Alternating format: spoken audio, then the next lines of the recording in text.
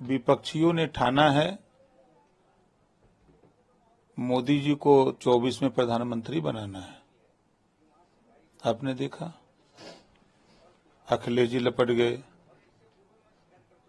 नीतीश जी लपट गए, सारे लोग लपट करके तो जितवा ही रहे हैं ना। तो 2024 कोई लड़ाई नहीं है। जब विरोधी खुद है, विपक्ष के लोग खुद है जितवाने में लगे हों, तो लड़ाई कहां है।